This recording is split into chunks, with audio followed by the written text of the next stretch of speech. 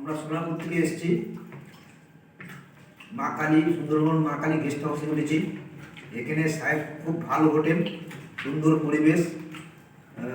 এখানে যে পূজারি, কি নাম কি, সাহেব মণ্ডল, খুব ভালো রান্না করে এবং খাওয়া দাওয়া খুব সুন্দর রান্না বান্না করেন এবং ভালো মেনু ব্যবস্থা আছে এখানে এবং মানে খুব সুন্দর ব্যবস্থা, খাওয়ার সুন্দর ব্যবস্থা আছে এবং সুলভ মূল্যে।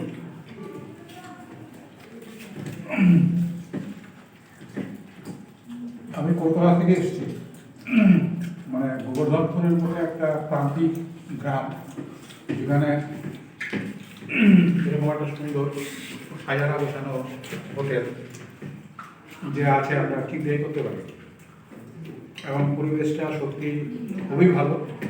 এবং এখানে গরম, তারপরে কি গাছ, ঝাউ গাছ, একদম সমুদ্রের ধারে, এবং এখানকার খাবার দাবার সত্যি খুব ভালো।